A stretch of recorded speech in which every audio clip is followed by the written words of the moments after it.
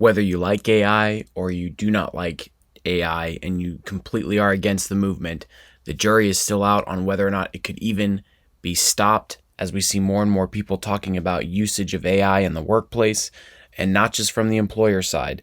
But now here we got an article talking about employees using AI and hiding it from their employers. From Fortune, Wharton professor says employees are hiding AI use and potentially transformative productivity gains from employers. Let's go ahead and get into it. Can this thing be stopped? Is it something that it's even worth stopping? But at this point, is it something that is going to happen no matter what you do, no matter how you regulate it? This thing's coming about. Artificial intelligence is enabling new ways of accomplishing tasks, and at many companies, employees are taking full advantage of it to do their jobs better. There's just one problem. They often keep quiet about it. Ethan Mollick, a management professor at the Wharton School of the University of Pennsylvania, described the problem Sunday on his blog, One Useful Thing. He knows firsthand about AI productivity boosts. Earlier this year, he gave tools like ChatGPT 30 minutes to work on a business project and called the results superhuman. People are streamlining tasks, taking new approaches to coding, and automating time-consuming and tedious parts of their jobs, he writes, but the inventors aren't telling their companies about their discoveries. Employees have reasons to keep quiet about their AI use, he notes. Mostly, they want to stay out of trouble. Many companies have banned ChatGPT use, often because of legal concerns that remain somewhat vague, based on uncertainty over the technology and regulatory worries, he writes. And I think a lot of that has to do with a lot of people's understanding, or at least misunderstanding, of how the generative AI works. There's been a lot of concerns from people that I know just on an anecdotal level when I talk to them about it being plagiarism and plagiarizing other works. And it's, oftentimes you have to explain to them, look, it's not your issue with the technology is not so much plagiarism. It's going to create things out of the blue. It'll never answer the same question twice, at least what I've seen, and even give you the same ideas twice. It's really, really bizarre. However, your big issue is hallucinations and it's just making up information, and that's something that you have to really, really be careful of. AI on the sly. In some cases, bans are causing employees to bring their phones into work and access AI from personal devices, he writes. While data is hard to come by, I've already met many people at companies where AI is banned who are using this workaround, and those are just the ones willing to admit it.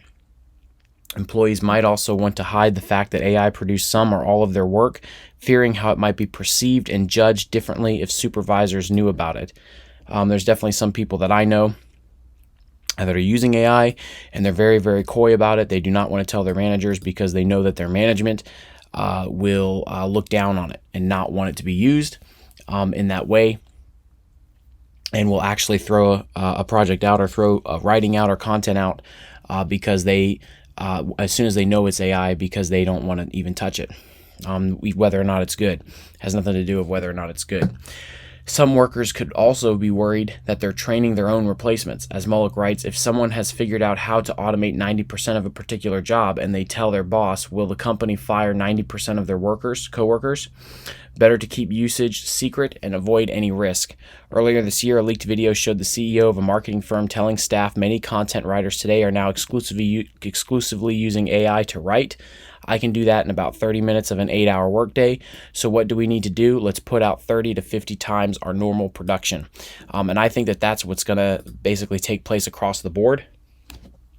I think as companies embrace this, this is something we talked about in other videos. I think you're going to have one, if not two, effects in the marketplace, job marketplace. The one effect being that jobs that AI can help make easier are just going to be expected to produce more. Like, you're going to have to work harder and use AI to produce more to keep up with demand. And this is what this writer's talking about. Is what the CEO is talking about. They're using AI to write, and they can do that in about 30 minutes of an 8-hour workday. So what do we need to do? We need to put out 30 to 50 times of our normal production. The other effect is I don't think people are going to straight up lose their jobs. I think it will happen in some cases, but across the board, I don't think it's going to be this mass layoff across every industry. But I do think as time progresses, companies will not be looking to hire as many staff as they would need before. For instance, in a department like writing, where they had maybe 5 or 6 writers on staff, they may have 1 or 2 because they can use one to generate content via AI, and they just need someone to oversee and read through the articles and read through whatever content they're producing to make sure everything lines up. And we're kind of seeing that almost take place in this situation. The Trust Advantage Mullick believes companies must find ways to encourage workers to come forward with their AI use. That can mean promotions, cash prizes, or corner offices. These are small prices to pay for truly breakthrough innovation, he notes. Yes, however, good luck getting that to happen when you see examples like which you just mentioned in the last paragraph. So what do we need to do? We need to put out 30 to 50 times our normal production. And most of the time when people are hiding their AI usage, it's because they can take an 8-hour workday and cut it down to 3 or 4 hours. And the whole point is they don't want to work the other 3 or 4 hours. That's the whole point. And so, and there's other people that know that as soon as they start putting this stuff out, like you said before, they're going to lose 90% of their coworkers. It's something that's where it's like, this is stuff that is going to have to take its course as it's been invented and released into the marketplace, and there's not much we can do about it. If it's happening, it looks like it's going to happen. If employees are going to use it, then employers are going to use it. It's happening on both ends of the spectrum. Bosses should also guarantee that nobody will be punished or fired for coming forward with their AI-enhanced work methods, he believes, but they could be laid off as bosses begin to realize that they don't need them. So this is where organizations with high degrees of trust and good cultures will have an advantage, he notes. If your employees don't believe that you care about them, they will keep their AI use hidden. And then it says this story was originally featured on Fortune.com. So all in all, I think, you have a lot to break down as far as like how this stuff is going to be perceived moving forward and what it's going to do in the workplace. I think that luckily for us and what we've done, we've always run lean in our staff, and it's just something that we've always believed in, lean and mean, for financial purposes and being able to stay above board. And so the use of AI has been a blessing in our workplace, and it hasn't caused us to be like, oh, we don't need any of our staff, or we don't need some of our staff now. If anything, it's just helped the staff be more productive. But some of these other companies, this is the stuff you're going to see. Can this thing even be stopped? If employees are using it and employers refuse to use it, then employers are eventually going to catch on to the fact that, look, their staff is not working as much as they want them to work, and they could actually get more productivity if they lessen their staff, because that would cause revenue to go up, less staff, less paychecks, less benefits they have to pay, and get the same amount of productivity, if not even more, because the staff that's left will want to stay on board. That is a potential, especially in certain industries. Like I said, it's not going to happen across the board, but it will happen in some industries, especially the ones that are directly affected. Then we're already seeing it, like coding and IBM announcing what it's announcing.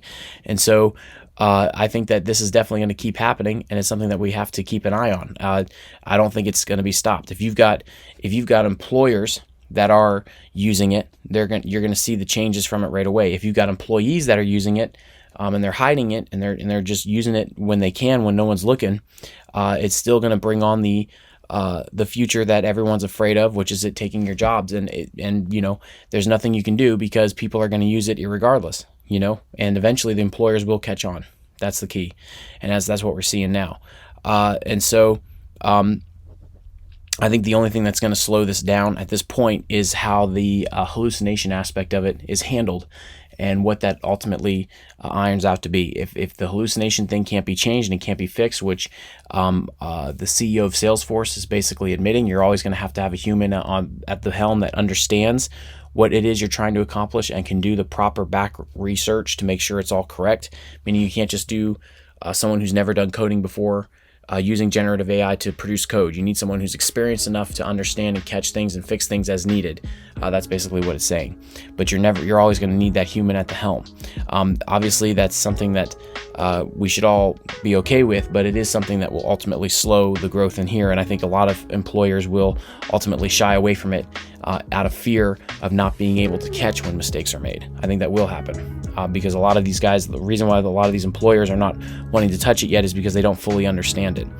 Once they understand it and they understand the power of it, then you're going to see a lot more attention being brought to it, whether that's negative or positive. But let me know what you guys think in the comment section below. I thought this was really interesting. Hope you guys had a great weekend. And I will catch you guys in the next one.